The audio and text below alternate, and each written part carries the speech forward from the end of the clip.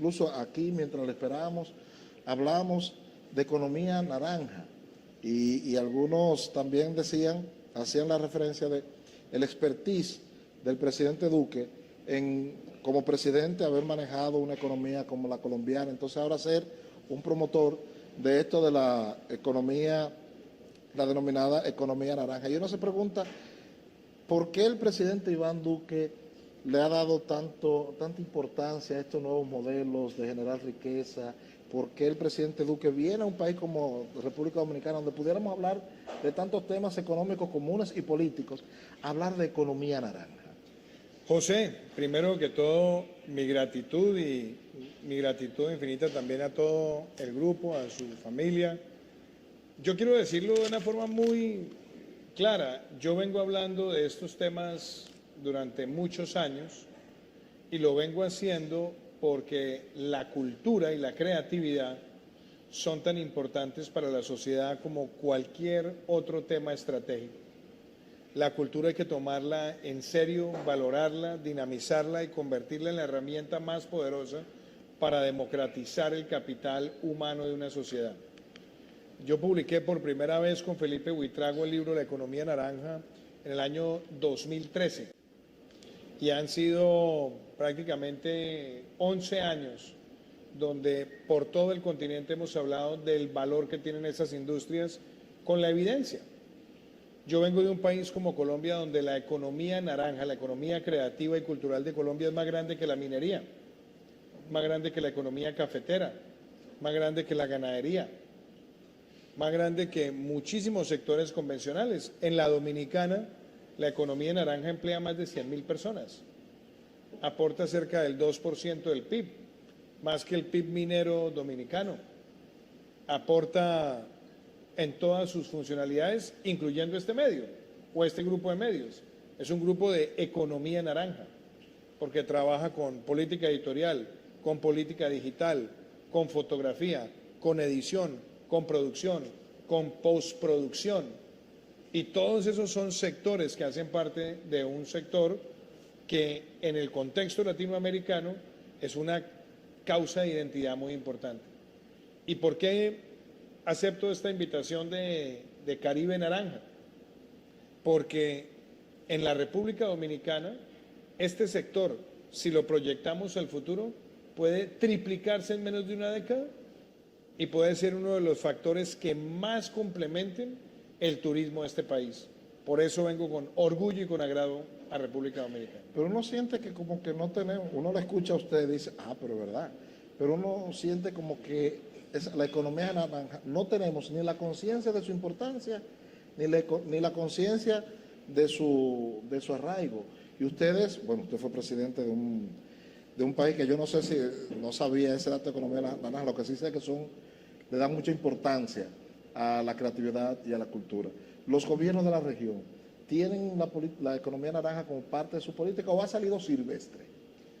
Hasta ahora, yo diría que en una muy buena parte del continente ha tenido una germinación silvestre. Eso no hay que negarlo. Pero también hay que reconocer los países que han sabido valorar el componente cultural y creativo. Si usted ve México, México puede tener en el sector creativo casi el 6% del PIB. Y además está bastante descentralizado. Tiene una industria cinematográfica enorme, tiene una industria de televisión enorme, tiene una industria digital enorme, videojuegos, tiene festivales, carnavales, etc. Argentina tiene una tradición tremenda en materia de música y también en materia de cine. Brasil, todo lo que son las estructuras de carnavales, industria cinematográfica, musical. Colombia, pero Dominicana no está excluida de eso. Si usted ve lo que República Dominicana tiene para ofrecer, por ejemplo, el año pasado se grabó aquí la película The Lost City. Esa película tuvo ventas en el mundo de más de 190 millones de dólares de taquilla, protagonizada por Sandra Bullock. Y yo le pregunto, ¿cuánto representa para República Dominicana más de 50 millones de espectadores en todo el mundo viendo a un destino como República Dominicana? ¿Cuánto vale ese tiempo exclusivo de contacto audiovisual? Tremendo. Si nos preguntamos, por ejemplo, por qué la bachata y el merengue son patrimonio para la UNESCO, cuánto representa para República Dominicana la música dentro de sus exportaciones culturales y creativas, cuánto representa la coproducción. Y si preguntáramos, por ejemplo, la herencia de Óscar de la Renta, del talante cultural de Óscar de la Renta, por solo dar ejemplos sencillos, aquí hay un factor cultural muy fuerte, pero hay que enriquecer el turismo con una cultura que sea cada vez más convocatoria de esa alianza. Y hay que verlo en temas tan importantes como este.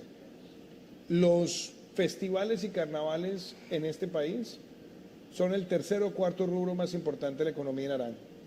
El de videojuegos está creciendo tremendamente. Y la posibilidad de que Dominicana se convierta en un eje de postproducción musical también está creciendo.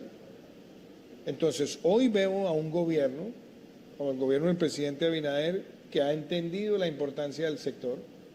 Veo a un ministro como Ito Bisonó hablando de la importancia del sector. Veo al Ministerio de Cultura hablando de la importancia del sector. Y veo además a los inversionistas viendo a Dominicana como un lugar de gran capital humano. Entonces, si esta economía naranja se masifica, se forma el talento en esta dirección, aquí vamos a tener una fuente muy importante de empleo formal y de calidad para la juventud. Miguel Feble. Presidente, antes de venir, posiblemente usted se preparó, buscó estadísticas del país, estudió el país, pero ya tiene horas en República Dominicana.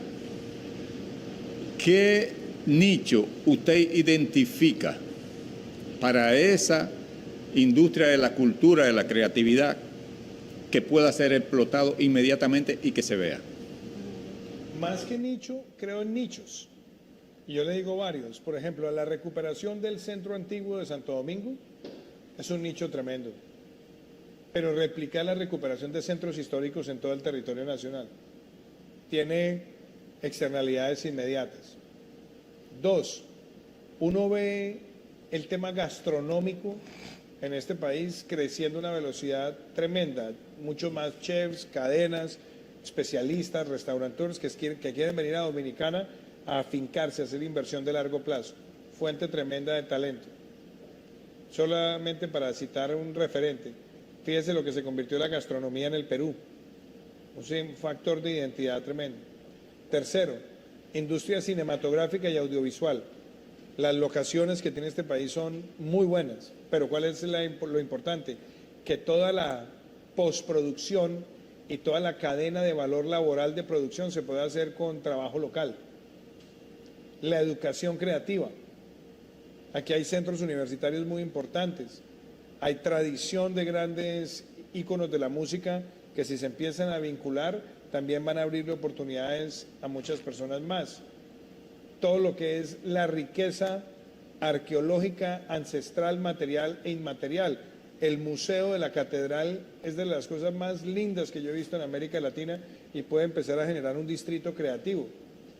El antiguo fuerte, la misma tumba de Colón, bien aprovechada y recuperada y todo lo que se quiere hacer hoy para volverle a dar un sentido de reconocimiento internacional, son temas muy importantes. El faro a Colón, como le dicen acá. A López Obrador no le va a gustar que usted diga eso. ¿Perdón? A López Obrador no le va a gustar que usted diga eso. A López Obrador no le pueden gustar muchas cosas, pero ya estamos en otros temas. Pero López Obrador sí tiene que reconocer que este sector es de los sectores más importantes de la economía en su país. Y déjame cierro con este otro tema, que yo lo veo. Dominicana tiene una posibilidad tremenda de ubicarse en uno de los lugares de nearshoring creativo para los Estados Unidos. Que desde acá se ofrezcan servicios creativos, incluyendo creaciones funcionales. Entonces yo no le puedo decir un nicho, es que los nichos hay que dejar que crezcan con fuerza, pero hay que dar las condiciones regulatorias, las señales de apoyo y la invitación a que se afinquen en este territorio. Pero yo veo una dominicana creativa creciendo exponencialmente. Millicent. La economía La economía tradicional ha tenido un techo en cuanto a producir riquezas y que las riquezas sean igualitarias. La semana pasada Intermon Oxfam daba el dato de que el 1% del mundo controla el 95% de las riquezas. Entonces la pregunta es, a quienes le interese apostar a sociedades donde haya menor concentración, ¿la economía naranja pudiera ser una apuesta? Un poco, ¿qué incidencia pudiera tener este nuevo tipo de economía para las sociedades en términos generales? Sí, la verdad es que es una riqueza que se renueva, pero hay ejemplos. De pronto aquí no lo conocemos tanto, pero lo que ha sido Bollywood, la industria cinematográfica en la India, o lo que ha sido Nollywood en el caso de la industria cinematográfica de Nigeria, o lo que ha sido Colombia recientemente con la producción de grandes series. Justo en este momento se está grabando y está a punto de conocerse la primera temporada de 100 años de soledad, la inversión más grande que se ha hecho en América Latina por parte de Netflix. O vimos Echo 3 hace 2 años cuando salió, que fue la producción más grande de Apple TV en América Latina. O vemos lo que es el mercado de la música en Centroamérica. Entonces, claro, estuvo abriendo mercados por todas partes. Y Dominicana tiene una ventaja. La música dominicana, por ejemplo, yo creo que es uno de las puntas de lanza de la industria creativa. Pero también quiero decirles algo a ustedes. La economía naranja no es ajena a la economía tradicional, porque la economía naranja tiene diseño, publicidad, audiovisuales, medios, creaciones funcionales. Y todas esas actividades creativas sirven a la industria tradicional. Hoy, una de las fuentes más importantes de mercadeo que tiene el tabaco dominicano, o los puros dominicanos, es la industria creativa. Una de las mayores formas de comunicar la riqueza del turismo de Dominicana es a través de las industrias creativas. Fotografía, videos, animación. Todo esto gravita. Entonces, yo lo que veo es a la economía naranja como un sector autónomo de gran potencial, pero el principal aliado de la economía tradicional para conectarse con nuevas audiencias y nuevos clientes en todo el mundo. Pilar Moreno. Mi inquietud es con relación, gracias. Mi inquietud es con relación al sistema educativo. Principalmente el dominicano, que aquí estamos. ¿Está el sistema educativo dominicano preparado para el impulso de esa economía naranja o qué tendría que hacer el sistema? ¿Cuáles son las sugerencias que usted hace en ese sentido? Gran pregunta. Mañana en la presentación van a ver una referencia a uno de mis ídolos, que es Ken Robinson, uno de los más importantes expertos en educación, que falleció en el año 2020, británico, pero que hablaba de la transformación de los sistemas educativos en función de una sociedad más creativa. Entonces, por lo general, los sistemas educativos latinoamericanos en los últimos 20 años se han concentrado en ciencias, matemáticas y lenguaje. Entre otras cosas porque, como las pruebas PISA gravitan mucho en torno a estas tres compartimentos del conocimiento, pues hay un sesgo a profundizarlo más ahí. Pero Ken Robinson decía algo muy importante. Decía, mire, no nos quedemos solamente en esas tres áreas. Ciencias, matemáticas y lenguaje son fundamentales, pero ¿dónde están las artes? Y ahí es donde creo que está el complemento perfecto del sistema educativo, y donde también hay una oportunidad tremenda en el sistema educativo con la riqueza que tiene Dominicana. Porque en este país hay un talento natural para la música. Entonces, si logramos que en el pensum, en el currículo, las artes y la formación creativa tenga el mismo peso de la ciencia, las matemáticas y el lenguaje, vamos a darle un empoderamiento a que esos talentos se puedan expresar desde edad temprana. No es lo mismo una persona que tiene talento para la música, que en algún momento alguien lo descubre y le abre un camino, a un sistema educativo que tenga las condiciones para formar la habilidad, desarrollar el talento, identificar el talento y premiar el talento. Y premiar significa conseguir las becas, premiar significa de pronto dar el capital semilla, patrocinar las expresiones de manera pública, y allá tenemos que mover el sistema educativo de toda América Latina, porque estamos en una época de inteligencia artificial que sin lugar a dudas nos va a poner inmensa presión en los mercados laborales y en el sistema educativo, pero en América Latina tenemos una riqueza y es la creatividad natural.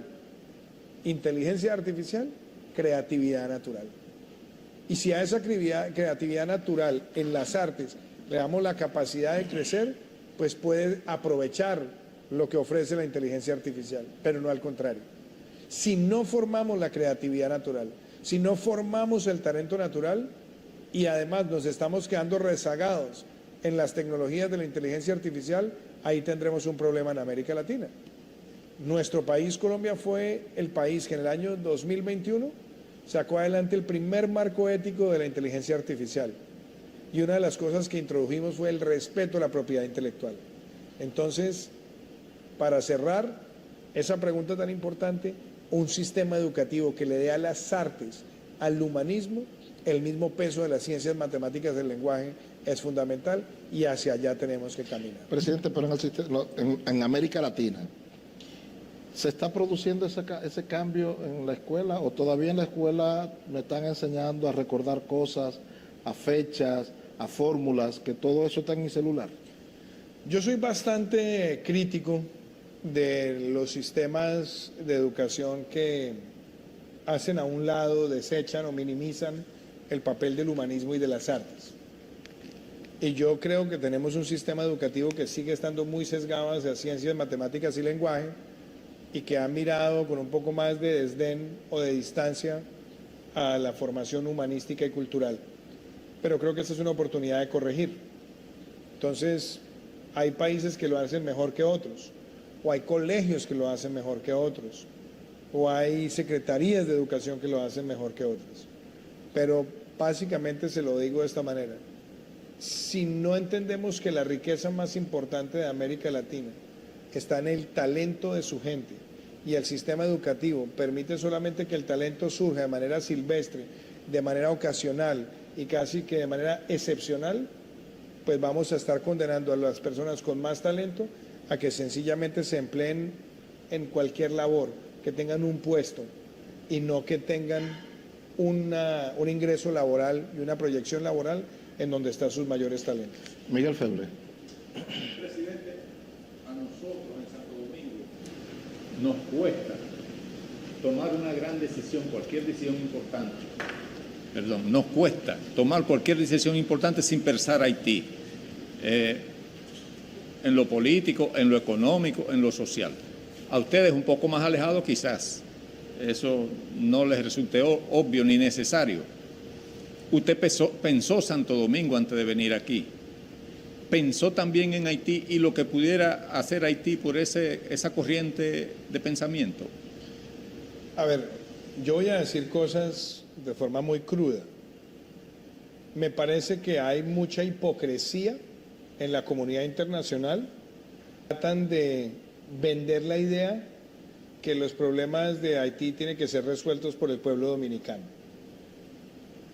Eso es un grave error. A República Dominicana no se le puede endilgar la responsabilidad de resolver los problemas de Haití. Y la comunidad internacional tiene que ayudar de manera efectiva a resolver los problemas de Haití. Y la comunidad internacional tiene que ayudar a resolver los problemas estructurales de Haití. Y los problemas estructurales empiezan por las debilidades institucionales de Haití. Se requiere recuperar la seguridad, se requiere inversión de largo plazo, se requiere reconstruir el tejido social, se requiere inversión en salud, en educación, en muchas cosas. Y la comunidad internacional lleva muchos años donde predica y habla mucho, pero los mecanismos efectivos de desembolsos y atención y transformación estructural no han estado presentes. Entonces, yo creo que el mundo, por ejemplo, no conoce que cerca del 10% de la población de República Dominicana tiene a ciudadanos haitianos. El mundo no conoce el esfuerzo monumental que hace República Dominicana con haitianos hoy que están en el sistema educativo, que están en el sistema de seguridad social y que superan la proporción de atención de inmigrantes de muchos países del continente. Ya no hay forma alguna donde República Dominicana pueda seguir absorbiendo esa presión porque sencillamente empieza a afectar estructuralmente a este país. Yo creo que Dominicana ha hecho mucho históricamente por el pueblo haitiano, pero hoy se necesita es que la comunidad internacional, más que demandar que Dominicana haga más, tienes que unirse y pasar del discurso al recurso para resolver los problemas estructurales de Haití. Y claro, los sectores culturales, cualquier sector que genere empleo de largo plazo, de calidad, bienvenido sea para Haití. Pero sí quiero decirlo con claridad, me parece demasiado hipócrita cuando veo a veces críticas de sectores de la comunidad internacional creyendo que República Dominicana es el llamado a resolver los problemas de Haití, cuando hay un gran abandono de la comunidad internacional para producir soluciones estructurales. Millicent. Sí, claro. Dada la situación geopolítica del Caribe, ¿cuál es su perspectiva? Oiga, ya nos estamos pasando de economía naranja a todo el resto. Tenemos que aprovecharle, Quisiéramos saber cuál es su perspectiva sobre los desafíos de seguridad que enfrenta República Dominicana, especialmente con relación al narcotráfico y al crimen organizado. ¿Cómo podrían cooperar los países latinoamericanos para poder erradicar este flagelo? Primero quiero destacar una cosa, República Dominicana ha sido un gran aliado en la lucha contra el narcotráfico. Y yo tengo que empezar por ahí. Yo durante mi gobierno trabajé de la mano con las autoridades dominicanas. Y vi, por ejemplo, en el presidente Abinader un presidente comprometido con la seguridad, con liderar él la seguridad. Hicimos muchísimos esfuerzos para, con inteligencia, contrainteligencia, antinarcóticos, etcétera, desmantelar estructuras de los carteles, rutas del narcotráfico, y así lo hicimos. Yo creo además que la reforma que se está promoviendo para la policía es muy importante. Hay inclusive generales colombianos que han apoyado con conocimiento en la experiencia nuestra ese fortalecimiento. Me parece muy importante mejorar todos los temas relacionados con la carrera, con la remuneración, con el entrenamiento, también con estándares de protección de derechos y libertades ciudadanas. Y creo que ese fortalecimiento de la seguridad en la República Dominicana va a permitir ser más efectivos en la lucha contra el narcotráfico. Obviamente hay que entender que hay unos fenómenos regionales que no son menores. La forma en la que, por ejemplo, el gobierno de Colombia ha ido disminuyendo su capacidad ofensiva contra los grupos criminales o ha sido permisivo. También la política de abrazos y no balazos en México han sido bastante permisivas con los carteles. Entonces eso va a habilitar y está habilitando rutas de narcotráfico. Pero yo sí creo que la determinación que ha tenido República Dominicana es muy importante. Y no puedo dejar de mencionar algo. El eje central y el enclave del narcotráfico también pasa por Venezuela. Y yo creo que la actitud frontal y valorosa que ha tenido República Dominicana con su presidente frente al tema de Nicolás Maduro y su narcodictadura, pues es una forma también donde Dominicana está diciendo, acá nosotros vamos a hacer una diferencia y vamos a trabajar con los países que tienen un compromiso con la legalidad. Y cierro con esto, también República Dominicana nos ayudó muchísimo en las campañas Orión para incautar recursos del narcotráfico en el Caribe. Entonces, yo veo con muy buenos ojos la determinación de Dominicana, pero el reto que tiene el continente es, mientras Colombia y México sean permisivos con las mafias, vamos a tenerla un poco más difícil. Millicent.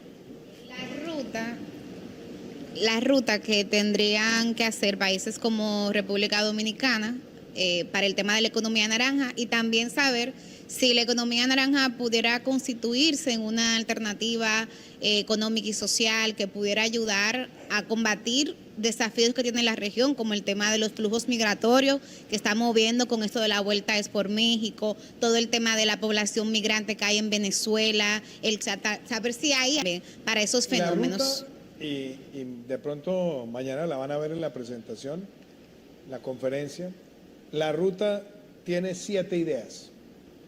Y esas ideas se las digo muy rápido, voy a dárselas así rapidito, son 7 Is.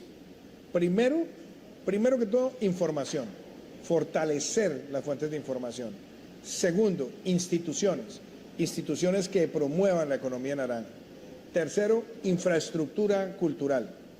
Cuarto, creación, promoción y ampliación de la industria creativa, industria. Quinto, integración. La industria se integra con todo el continente y con Iberoamérica y con el mundo. Sexto, es incluyente, inclusión, para que permita que todos los sectores de la población con talento crezcan. Y tiene inspiración, motiva con becas, incentivos, presentaciones, reconocimiento público a sus creadores. Y hay una ñapita, la octava I, el individuo, la educación creativa, con el eje en las artes, con el eje en la cultura y el humanismo, es un factor diferenciador. Entonces, mañana los van a oír en detalle, pero están esas 7 Is con esta ñapita del individuo. Es decir, 8 ideas que si un país las adopta con ímpetu, con compromiso, desde la cabeza del Estado, pueden hacer que esta economía sea realmente un factor dinámico para generar empleo y hacer transformación social. El equipo que acompaña al presidente Duque me dice que una pregunta más. Y decirle a Feble que el presidente Duque no es por primera vez que viene, él es asiduo. Bueno, y ahora voy a visitar con más frecuencia Dominicana por compromisos académicos. Espérese, por favor. Explíquelo. Bueno, no creo que, cierto que no puedo decirlo, ¿cierto? Ok, voy a estar invitado este semestre y el próximo semestre en la Escuela Barna para dar charlas con los estudiantes sobre geopolítica, liderazgo y esa alianza entre el Estado y el sector privado para generar bienestar. Bueno, ya saben, Barna. Vamos a terminar con Germán Marte. Señor presidente.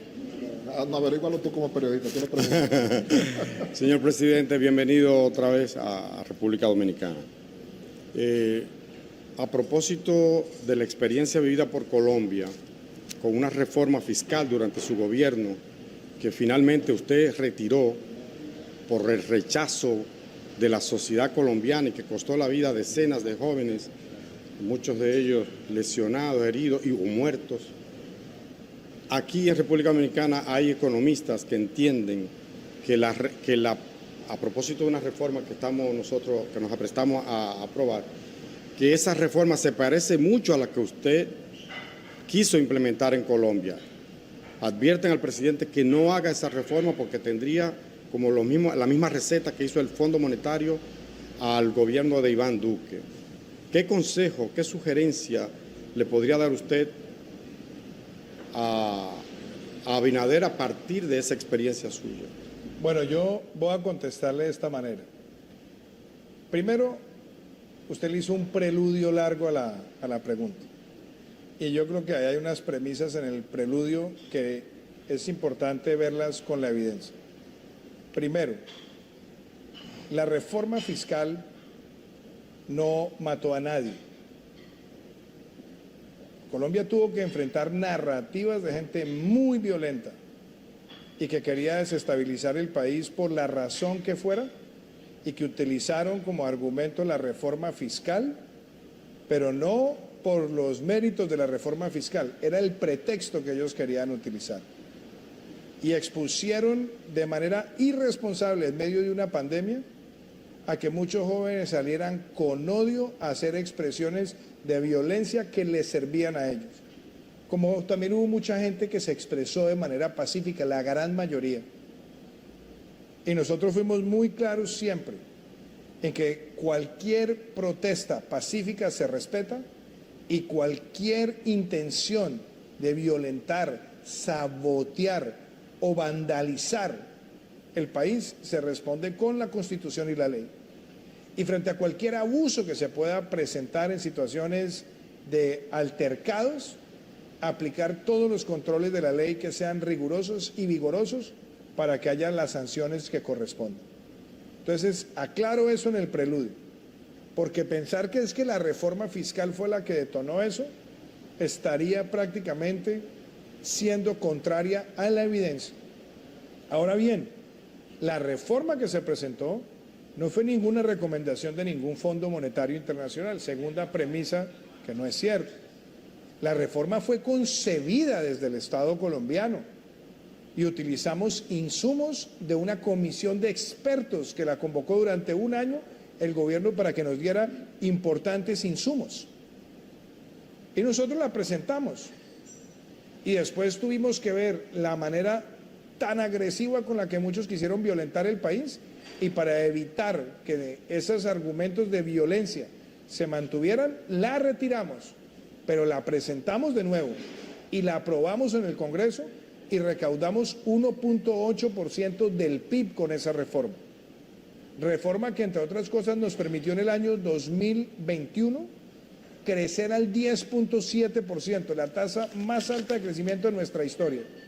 Y en el 2022 crecer por encima del 7%. Y yo quiero aprovechar para hacer unas reflexiones. Todos nosotros queremos un Estado cada vez con mayor bienestar, con mejores carreteras, con mejores escuelas, con mejores hospitales, con mejor seguridad. Y resulta que en un caso como mi país, que tiene 51 millones de habitantes, solamente el 5% de las personas naturales declaran renta en ese momento, o pagaban renta en ese momento. 5%. Así no se puede generar un sistema de bienestar. Y por otro lado, teníamos un sistema de múltiples exenciones a muchísimos sectores y muchísimas que no eran del todo transparentes. Y lo queríamos corregir para mejorar los ingresos, pero también con un enfoque social. Nosotros pusimos en marcha la devolución del IVA para las familias más vulnerables. Nosotros hicimos la mayor expansión de la red de protección social en Colombia a través de los sistemas de transferencias condicionadas y no condicionadas. Y también nosotros le dejamos al país la educación pública universitaria gratuita para los sectores más vulnerables y la clase media emergente. Entonces se puede construir una política fiscal. Las reformas fiscales siempre tienen enemigos, porque sacan a mucha gente de su zona de confort. Así es. Pero seamos claros, los países hoy necesitan tener mejores bases de ingresos tributarios. La tasa efectiva de tributación en República Dominicana, es decir, el porcentaje de los ingresos tributarios, está como por el orden del 15%. 14. Y debería ser mucho más que eso. En Colombia lo subimos al 20% y debería ser un poco más que eso. ¿Que toca hacer esfuerzos? Sí, a todos nos toca hacer esfuerzos, siempre y cuando haya transparencia en la aplicación de los presupuestos sociales. Entonces yo lo que les puedo decir a ustedes es, tengan los debates de manera franca, sincera, constructiva, con deseos de aportar y de construir un sistema más justo, más equitativo y ojalá más transparente en todos los frentes. Pero no dejen que nunca un debate de esa naturaleza, que debería ser técnico, termine capturado por intereses que lo que quieren es incendiar a la sociedad para catapultar sus aspiraciones políticas en el incendio de la sociedad. Porque yo no me arrepiento de haber presentado una reforma, porque le voy a decir, perdóneme, a ver, usted habló y yo lo escuché. La sangre derramada ¿por quién? Derramada por las personas que fueron llevadas con odio a actividades contra la sociedad colombiana. Y nunca he defendido la violencia, nunca he militado en un solo grupo criminal, nunca he sido guerrillero, nunca he secuestrado, nunca he extorsionado. Defiendo mis ideas en democracia con la frente en alto y con la voz en alto, porque así se construye democracia. Los que sí deberían arrepentirse son los que llevaron a la sociedad colombiana o a un sector de la sociedad colombiana a salir con odio en medio de una pandemia y que ahora se hacen los de la vista gorda con la dictadura de Venezuela y con la dictadura de Nicaragua. Y allá sí no les preocupa la sangre derramada de los jóvenes que la dictadura oprime. En nuestro país obramos con transparencia y cualquier miembro de la fuerza pública que hubiera excedido sus responsabilidades y hubiera obrado contrario a la ley, se investiga, se juzga y se condena, porque así funciona en democracia. Entonces las reformas fiscales no tiene usted por qué decir que son las que generan sangre. Los que generan sangre son las personas que promueven la violencia. Y ojalá cualquier discusión de esa naturaleza en este país y en cualquier otro de América Latina se haga con la seriedad de ponerle a las aspiraciones sociales las fuentes de ingreso. Porque ¿sabe qué es lo que les gusta a los populistas? Promover que todo el mundo salga de la pobreza, pero sin plata, o con la plata del Estado, o dándole canonjías a unos pocos. Hay que construir un verdadero sistema tributario, fiscal y social que tenga soporte y sustento. Y yo creo, no conozco la reforma, no conozco los textos, pero lo que sí creo es que tienen ustedes un presidente íntegro, gerencial, que desea acertar y que con seguridad va a buscar la mejor combinación de herramientas para que las finanzas de este país sean vigorosas y fuertes y permitan cerrar las brechas sociales. Bueno, presidente, le damos las gracias por haber sacado este tiempo. Su experiencia gobernando Colombia nos daría 4 horas de conversación, pero nos dieron 30 minutos y ya vamos por 45. Así que muchísimas gracias. Muchas gracias, presidente Duque.